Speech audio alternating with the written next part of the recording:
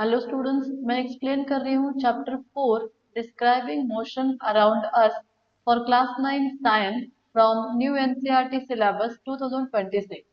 And इस video में मैं एक्सप्लेन करने वाली हूँ topic scalar and vector quantity. And इसी के साथ हम स्टडी करेंगे एक एक्टिविटी जो कि है एक्टिविटी 4.1 लेट अस एनालाइज। सो इसके पहले जो टॉपिक था डिस्टेंस एंड डिस्प्लेसमेंट, उसी से रिलेटेड ये टॉपिक है scalar and vector quantity. Distance and displacement ये दोनों टॉपिक ऑलरेडी मैंने एक्सप्लेन किए हैं एंड इसके वीडियो भी मैंने मेरे चैनल पे अपलोड किया है, आप उस वीडियो को देख सकते हैं। सो अभी हम स्टार्ट करेंगे हमारा topic scalar and vector quantity. तो पहले देखेंगे what is scalar quantity. A scalar quantity has only magnitude. It does not have direction. ये ऐसी क्वांटिटी है जिसको सिर्फ मैग्नीट्यूड है। मैग्नीट्यूड है मतलब एक न्यूमेरिकल वैल्यू है, एक न्यूमेरिकल वैल्यू है एंड उस वैल्यू को डायरेक्शन की जरूरत नहीं है। Direction is not important, only value is important, only a number or magnitude is important. Such quantity is called as scalar quantity. Example: distance, speed, time, mass, temperature. So ये जो quantities मैंने यहाँ पे अभी रीड किए, जैसे कि distance मतलब कितना पाथ कवर किया है, स्पीड किस स्पीड से हम ट्रेवल कर रहे हैं, टाइम, मास, टेम्परेचर, ये सभी क्वांटिटीज स्केलर है क्योंकि इन सभी क्वांटिटीज को एक्सप्लेन करने के लिए हमें डायरेक्शन की जरूरत नहीं है। फॉर एग्जाम्पल अगर हमने डिस्टेंस को कंसिडर किया, क्योंकि हमारा टॉपिक ही वही है describing motion around us. So distance में कैसे होता है, अगर ये हमारा इनिशियल पॉइंट है और यहाँ से अगर हमारे व्हीकल यहाँ तक जा रही है, समझो ये 5 मीटर है, यहाँ से यहाँ जा रही है, समझो ये भी 5 मीटर है, फिर अगर समझो यहाँ से यहाँ जा रही है और ये भी 5 मीटर है, तो अगर किसी ने पूछा कि टोटल कितना डिस्टेंस कवर किया, तो हम 5 प्लस 5 प्लस 5 15 मीटर ऐसे कहते हैं। तो यहाँ पे ये डिस्टेंस कहने के लिए हमें डायरेक्शन की जरूरत नहीं है। हम हमारे इनिशियल पोजीशन से राइट साइड जाए या फिर बैक आ जाए, फिर अगेन लेफ्ट साइड पे जाए, कहाँ पे ही जाओ और या फिर वापस हम इनिशियल पोजीशन पे वहां पे ही आते हैं, तो ये भी 5 मीटर पकड़ो। सो टोटल हो गया कितना, 20 मीटर।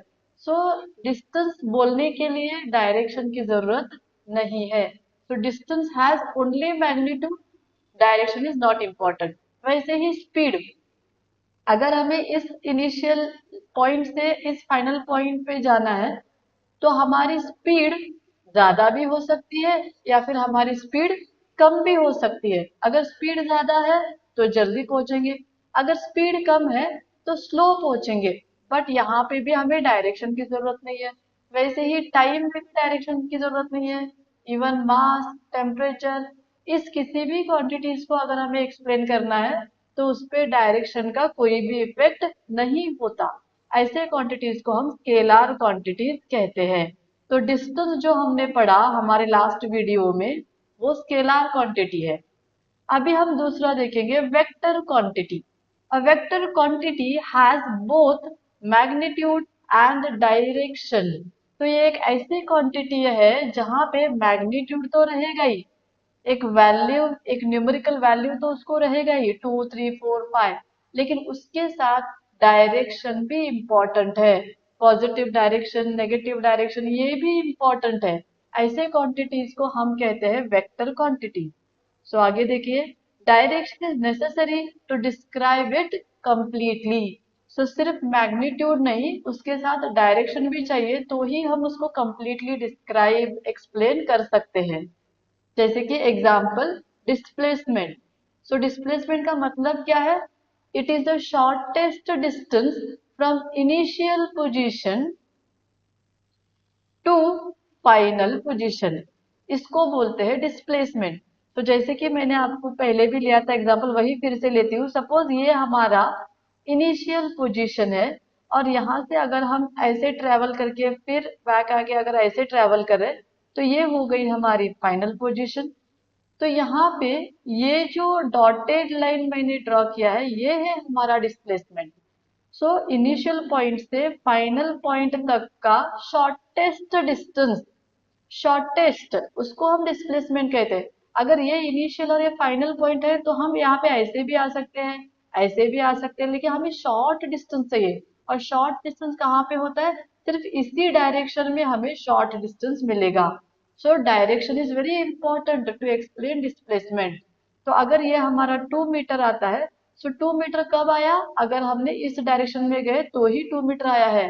जब हम ऐसे गए तो 2 मीटर नहीं आया, जब हम ऐसे गए तो 2 मीटर नहीं आया, लेकिन इसी डायरेक्शन में हमें 2 मीटर मिला है। सो डिस्प्लेसमेंट के लिए डायरेक्शन इंपॉर्टेंट है। फिर आती है वेलोसिटी। वेलोसिटी हम कैसे कैलकुलेट करते हैं? डिस्प्लेसमेंट को लेके ही कैलकुलेट करते हैं। What is velocity? Displacement divided by time. इसको हम डिटेल में हमारे नेक्स्ट वीडियोस में पढ़ेंगे। सो वेलोसिटी फाइंड आउट करने के लिए हमें डिस्प्लेसमेंट चाहिए, and displacement already vector quantity है, इसीलिए वेलोसिटी भी वेक्टर क्वांटिटी हो गई। नेक्स्ट आएगा एक्सेलरेशन। एक्सेलरेशन कैलकुलेट करने के लिए हमें वेलोसिटी चाहिए। वेलोसिटी हमारी वेक्टर क्वांटिटी है, तो एक्सेलरेशन भी हो गया वेक्टर क्वांटिटी। और उसी के साथ और एक क्वांटिटी है जो है फोर्स। तो ये जो फोर्स है ये भी पुश और पुल है। Force is nothing but a push और अ पुल। तो जब भी हम कभी पुश करते हैं या फिर किसी भी ऑब्जेक्ट को पुल करते हैं तो एक पर्टिकुलर डायरेक्शन पे करते हैं, और उसी डायरेक्शन पे उसका इफेक्ट दिखेगा। सो अगर ये वॉल है और यहाँ पे अगर ये स्प्रिंग है, इस स्प्रिंग को अगर हमने इस तरफ पुल किया तो उसका इफेक्ट हमें इसी तरफ दिखेगा। अगर हमने इसको ऐसे पुश किया तो उसका इफेक्ट हमें इसी तरफ दिखेगा। तो फोर्स के लिए भी डायरेक्शन इंपॉर्टेंट है। इसीलिए डिस्प्लेसमेंट, वेलोसिटी, एक्सेलरेशन, फोर्स, इन सभी क्वांटिटीज का सिर्फ मैग्नीट्यूड इंपॉर्टेंट नहीं है, उसके साथ हमें इसका डायरेक्शन भी देखना पड़ता है। ऐसे क्वांटिटीज को हम कहते हैं वेक्टर क्वांटिटी। आगे देखेंगे, displacement is a vector quantity, so it has both magnitude that is numerical value with unit and direction. तो यहाँ पे हमारा कंफर्म हो गया कि हमारा डिस्प्लेसमेंट एक वेक्टर क्वांटिटी है, and distance is scalar quantity because requires only numerical value with unit and no direction. तो डिस्टेंस के लिए हमने एक्चुअली कितना पाथ ट्रेवल किया है उतना ही इम्पोर्टेंट है। समझो हमने 20 पाथ ट्रेवल किया है तो 20, और इसका यूनिट क्या है? अगर मीटर है तो मीटर लिखो, अगर किलोमीटर है तो हम उसको किलोमीटर लिखेंगे। So numerical value and unit उतना ही इम्पोर्टेंट है, किस डायरेक्शन में हमने ट्रेवल किया है वो इम्पोर्टेंट नहीं है।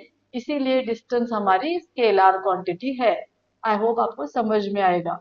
The SI unit of both distance and displacement is metre. तो स्टैंडर्ड यूनिट क्या है डिस्टेंस एंड डिस्प्लेसमेंट मेजर करने के लिए? मीटर है। अगर लॉन्गेस्ट डिस्टेंस आपको मेजर करना है तो हम उसके लिए किलोमीटर यूज करेंगे, हम उसके लिए किलोमीटर यूनिट यूज करेंगे। In the above example, between t0, t is equals to 0 second and t is equals to 16 seconds, the total distance travelled by the athlete is 160 meter, but her displacement is 40 meter in the positive direction. तो अगर आपने मेरा पहला video देखा है तो उसमें मैंने एक्सप्लेन की है ये एक्टिविटी। वहां पे हमारा एथलीट जो था वो ओ से स्टार्ट करता है ट्रैवल करने के लिए, जहाँ पे t is equal to 0 second है। फिर ये यहाँ से यहाँ b तक जाएगा जहाँ पे t is equal to something 10 second है। एंड फिर यहाँ से वो a तक आएगा जहाँ पे t is equal to, sorry यहाँ पे 10 t is equal to 4 second है, और यहाँ पे t is equal to 10 second है। और जैसे ही a पे रीच होता है वो वापस टर्न लेके b तक जाएगा जहाँ पे t is equal to 16 second था। तो ये डिस्टेंस कितना था? ये 40 था, और ये कितना था? ये 60 था। तो टोटल यहाँ पे हमारा डिस्टेंस था 100 मीटर।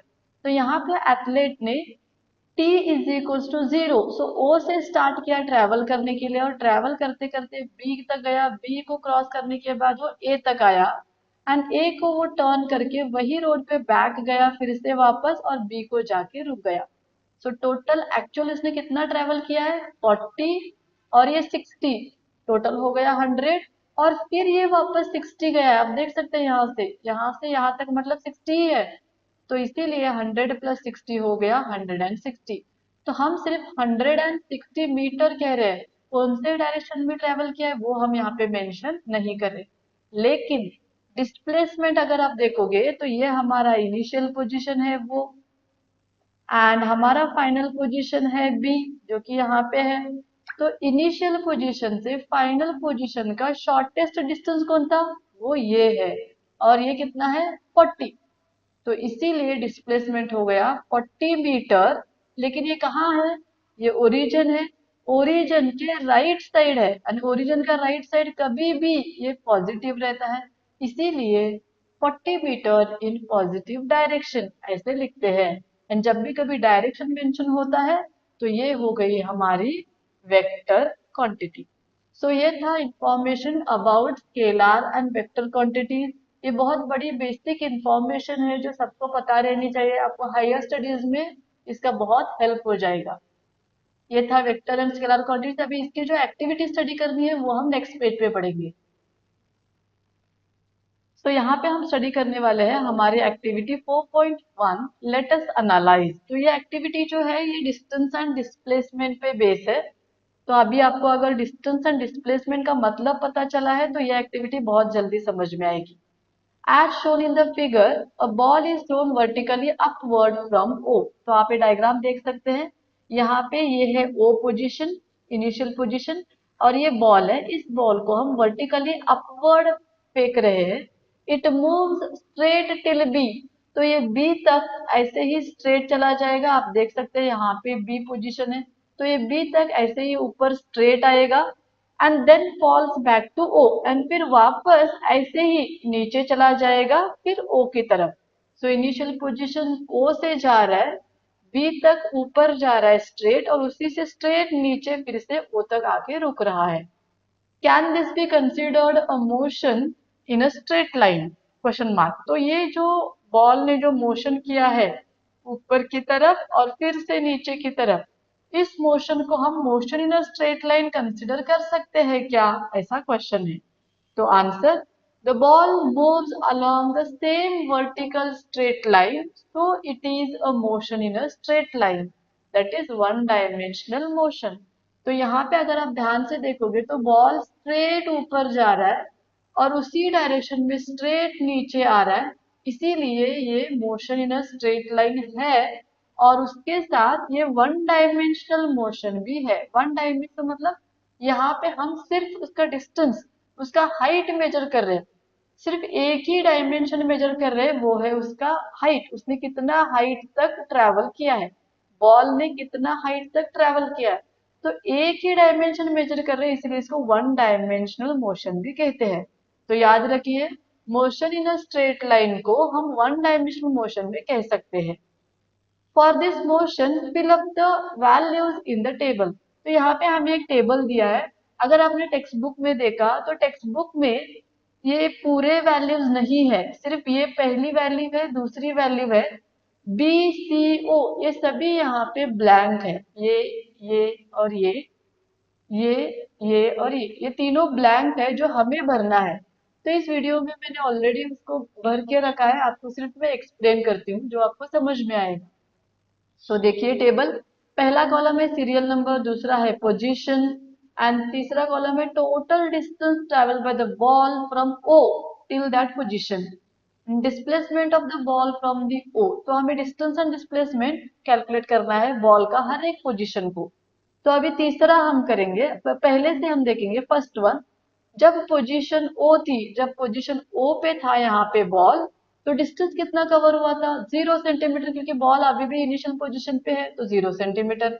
और डिस्प्लेसमेंट क्या है, वो भी तो जीरो ही है क्योंकि बॉल आगे गया ही नहीं है। सेकंड देखिए, जब बॉल ए पोजीशन पे आया, ए मतलब कहाँ पे, यहाँ पे, तो ये बॉल है। तो जब बॉल ए पोजीशन पे आया तो कितना डिस्टेंस किया है यहाँ पे, यहाँ से यहाँ तक 20, और यहाँ से यहाँ तक 20। सो 20 कितना हो गया 40।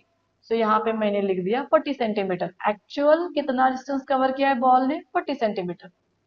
अभी हमें डिस्प्लेसमेंट निकालना है। डिस्प्लेसमेंट मतलब it is the difference between final level minus initial level, इन दोनों का डिफरेंस मतलब हमारा डिस्प्लेसमेंट है। तो यहाँ पे अगर आप देखोगे फाइनल लेवल कितना है 40 है, जो कि यहाँ पे है, और इनिशियल कितना है 0 है, जो हमने यहाँ से स्टार्ट किया। तो 40 minus 0 will be how much, 40 only. तो इसीलिए हमने लिख दिया यहाँ पे 40 सेंटीमीटर इन अपवर्ड डायरेक्शन, मतलब ऊपर की तरफ। तो यहाँ पे डायरेक्शन बोलना है। थर्ड देखिए, पोजीशन बी है, तो बी कहाँ पे है, यहाँ पे ऊपर है। तो बॉल जैसे जैसे ऊपर आ रहा है, यहाँ पे आप देख सकते हैं 20, 40, 60, 80, 100, 120, यहाँ पे 140। तो 0 से बी तक डिस्टेंस कितना है 140 सेंटीमीटर, तो यहाँ पे लिख दिया। और डिस्प्लेसमेंट निकालो, अभी फाइनल पोजीशन कितना है 140, और इनिशियल कहाँ से स्टार्ट हुआ था 0 से, तो 140 माइनस 0 विल बी अगेन 140। तो डिस्प्लेसमेंट आया हमारा 140, और कहाँ पे डायरेक्शन कहाँ पे है ऊपर की तरफ। तो इसीलिए यहाँ पे लिख दिया 140 centimetre in upward direction. I hope आपको समझ में आ रहा है। फिर देखेंगे नेक्स्ट पोजीशन जो कि है सी। सी अगर आप देखोगे, बॉल ऊपर आया और ऊपर आने के बाद फिर टर्न लेके फिर सी को आया है। तो कितना ट्रेवल किया डिस्टेंस, ये सीधा जाने का जो डिस्टेंस है बी की तरफ, ओ से बी की तरफ, वो हो गया 140। और बी से जब ये टर्न लेता है तब वो सी को आया है, सी तो यहाँ पे है, सी कहाँ पे है यहाँ पे है। तो आप देखिए यहाँ पे, यहाँ से यहाँ कितना है 20 है, यहाँ से यहाँ कितना है 20 है, और यहाँ से यहाँ कितना है 20। सो 20, 20 और 20 टोटल कितना हो गया 60। तो ऊपर जाने का 140, वापस सी को आने का 60। तो 140 प्लस 60 को हमें ऐड करना है, ये टोटल पाथ ट्रेवल्ड है। तो यहाँ पे जब हम ऐड करेंगे ये कितना होता है 200। तो इसीलिए टोटल डिस्टेंस जो है वो 200 सेंटीमीटर है, यहाँ पे कोई डायरेक्शन बोलने की जरूरत नहीं है, एक्चुअल पाथ कवर उतना ही कहना है, इसीलिए हम कोई डायरेक्शन नहीं लिख रहे। लेकिन व्हाट अबाउट डिस्प्लेसमेंट, तो अभी डिस्प्लेसमेंट देखिए, हमारा बॉल कहाँ पे रुका है 80 पे आके रुका है, एंड हमारा इनिशियल पोजीशन कहाँ पे है 0 पे है। तो 80 फाइनल पोजीशन, 0 इनिशियल पोजीशन, तो 80 माइनस 0 विल बी 80। तो इसीलिए हमने यहाँ पे लिख दिया डिस्प्लेसमेंट 80 सेंटीमीटर। लेकिन बॉल कहाँ पे जा रहा है नीचे की तरफ जा रहा है ऐसे, इसीलिए जो डिस्प्लेसमेंट है वो डाउनवर्ड डायरेक्शन में है। आप देख सकते हैं यहाँ पे, एक मिनट में आपको पेज थोड़ा क्लीन करके दिखाती हूँ। सो यहाँ पे मैंने पेज को थोड़ा क्लीन करके लिया, आपको अभी समझ में आएगा। सो सी के केस में अगर आपने फोकस किया, सी के केस में बॉल यहाँ से ऊपर गया है, तो यहाँ पे इसने कवर किया 140 सेंटीमीटर डिस्टेंस, और ऐसे टर्न करके नीचे आके यहाँ पे रुका है। तो ये था 60 सेंटीमीटर और ये है 140 सेंटीमीटर, टोटल हो गया 200। और डिस्प्लेसमेंट अगर आपने देखा, तो हमारा बॉल यहाँ पे रुका है, तो ये है 80, तो ये है फाइनल 80, और स्टार्ट कहाँ से हुआ था इनिशियल, जो कि है 0। तो 80 माइनस 0 करने के बाद 80 आया, ये डिस्प्लेसमेंट है। लेकिन बॉल को अगर ध्यान से देखा तो ऊपर जाके अभी बॉल नीचे की तरफ आ रहा है। सो एरो देखो आप, नीचे की तरफ आ रहा है ऐसे, इसीलिए ये जो डिस्प्लेसमेंट है ये डाउनवर्ड है, इसीलिए यहाँ पे लिखा है डाउनवर्ड डायरेक्शन। अभी लास्ट देखेंगे फिफ्थ वन, जो कि है ओ को। सो ओ मतलब यहाँ पे, तो स्टार्ट भी हुआ था ओ से, अभी आके एंड भी हुआ है ओ के ही तरफ। सो टोटल डिस्टेंस कितना लिखोगे आप, जाने का, ऊपर जाने का जो डिस्टेंस है वो 140 है, आप देख सकते हैं यहाँ पे। और उतना ही डिस्टेंस फिर से नीचे आया है, क्योंकि वो इनिशियल पोजीशन पे ही आया है, तो वो भी 140 हो गया।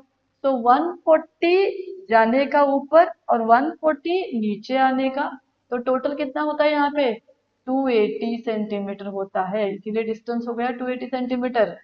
बट डिस्प्लेसमेंट क्या है, हमारी इनिशियल पोजीशन भी वही थी, फाइनल पोजीशन भी वही है, तो दोनों पोजीशन सेम है, मतलब हमारा डिस्प्लेसमेंट क्या आएगा 0 सेंटीमीटर। तो ये है हमारा डिस्प्लेसमेंट। तो आपको इसी टेबल को ऐसे थिंक करके ही भरना है, बहुत सिंपल है। अगर एक बार आपको what is distance and what is displacement पता चल गया, तो ऐसे कोई भी एक्टिविटीज को आप इजीली सॉल्व कर सकते हैं। आई होप आपको ये टेबल समझ में आएगा। अभी हम हमारा लास्ट क्वेश्चन देखेंगे नेक्स्ट पेज पे। तो ये है हमारा और एक क्वेश्चन उसी एक्टिविटी पे। Analyse the data filled in table 4.1 and choose which of the following is true for displacement। तो हमें वो सभी टेबल देखना है, ऑब्जर्व करना है और फिर इस क्वेश्चन का आंसर करना है। तो इस चारों सेंटेंसेस में, चारों ऑप्शंस में कौन सा ऑप्शन डिस्प्लेसमेंट के लिए ट्रू है वो हमें टिक करना है। तो पहला देखिए, इट इज नेवर जीरो करके बोला है, लेकिन डिस्प्लेसमेंट तो जीरो होता है जब बॉल यहाँ से स्टार्ट किया था ओ से, और अगर वो ऊपर जाके टर्न करके जब उसी पोजीशन में आया तब हमारा डिस्प्लेसमेंट तो जीरो हो गया था। तो डिस्प्लेसमेंट जीरो हो सकता है, इसीलिए ये तो ऑप्शन हमारा नहीं है। Its magnitude can be greater than total displacement travel, कभी भी नहीं होता।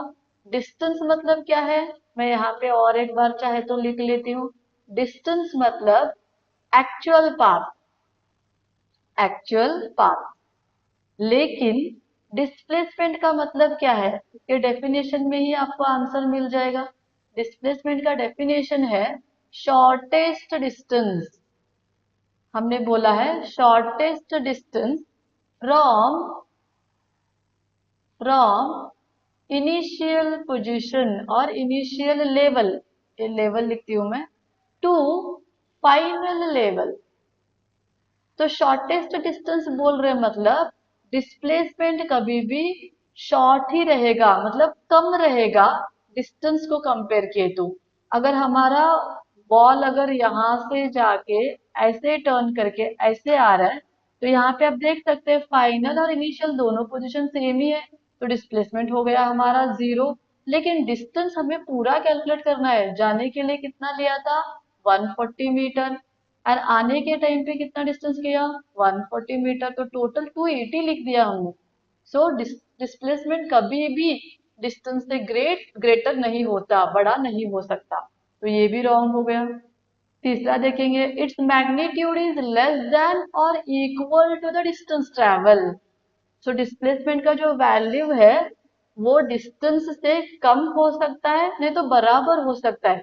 कम तो हो सकता है, अभी जस्ट मैंने एक्सप्लेन किया, डिस्प्लेसमेंट कभी भी शॉर्टेस्ट रहता है, इसीलिए वो डिस्टेंस से कम तो रहेगा ही, इट इज करेक्ट, वो लेस रहेगा ही।